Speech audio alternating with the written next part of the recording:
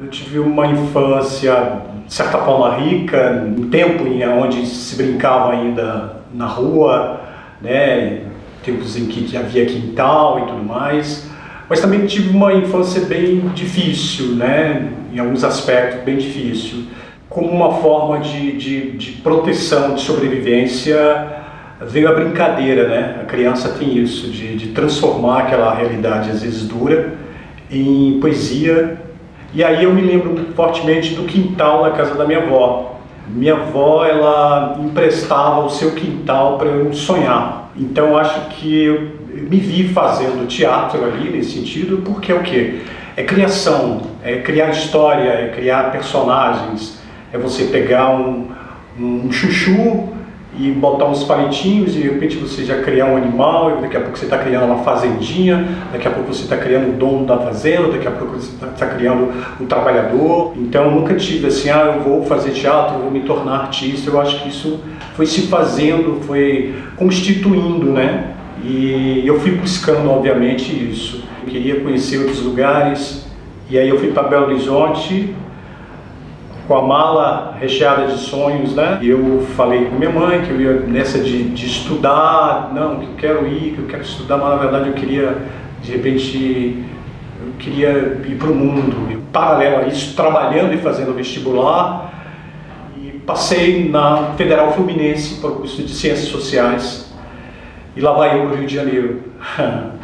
E Rio de Janeiro para mim foi um divisor de águas nesse sentido, porque era um período, uma efervescência ainda, eu acho, sei lá, uns 2, 3 décadas atrás, a cultura, o acesso ao teatro, à dança, a exposições. Eu assistia teatro toda semana, de quarta a domingo, né? Todo tipo de espetáculo. Meu primeiro contato, assim, para valer de um teatro mais profissional foi com o Sérgio Brito, né? O saudoso Sérgio Brito. Ele estava dando um curso, salvo engano, acho que foi em Botafogo, só que o curso, eu não tinha condição, morava em Niterói, para um pensionato, falar com a produtora, não, mas não temos, assim, talvez uma próxima. Depois eu fui lá, voltei no outro dia, e Sérgio estava saindo, eu abordei e falei, Sérgio, eu posso servir café, eu sei fazer um cafezinho da Bahia e tal, e ele riu, e olhou para o produtor e falou assim, vê aí o que você faz com esse menino. Foi sensacional essa experiência, porque eu fiquei vendo tudo e no final ele me colocava também e eu acabei participando do curso, né? E o cafezinho virou história, né? E aí eu volto para Conquista e eu queria voltar, eu queria trazer isso e ressignificar tudo isso com a minha cidade, com a minha terra, com minhas origens ali.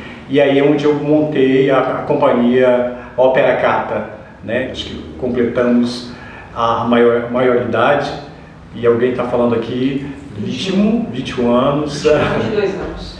Fui aqui no interior com essas pessoas que eu me vi verdadeiramente como artista autoral, falando do meu quintal, e aí eu volto para o quintal da minha avó. Existe um preconceito muito grande, assim, quando a gente fala da gente, e principalmente na arte.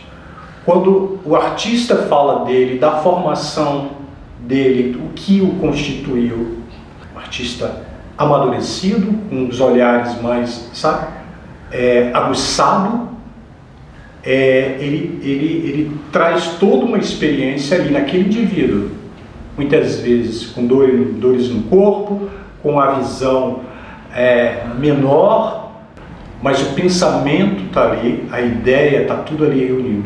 E quando eu falo de preconceito, e um artista desse fala muitas vezes do que o constituiu, as pessoas o colocam como saudosista.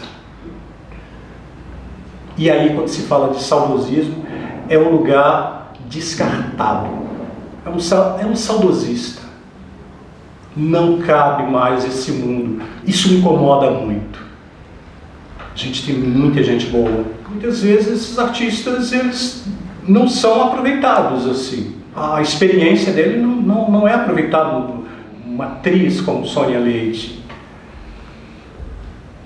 É como se a atriz, ela lapidasse durante anos a pausa que ela vai dar, o tempo que ela vai dar, o tempo que ela vai olhar para você com uma certa profundidade, um olhar, sabe? Então isso é incrível, isso é experiência. A gente sabe da potência que tem, que é o teatro, mas cada vez mais a gente desconhece o quão frágil a gente está.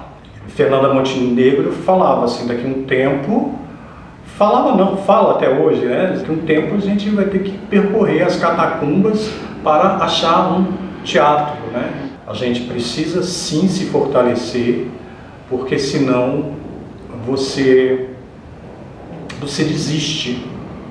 Você desiste. E você começa a precarizar a sua vida, você começa a precarizar tudo. E isso é muito mais comum do que a gente imagina.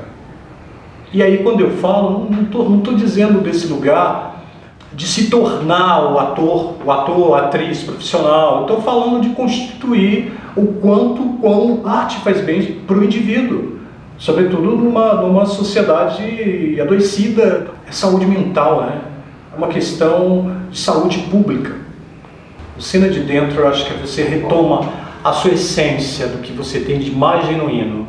É retornar ao seu quintal. O que te constitui, o que te coloca potente perante a vida.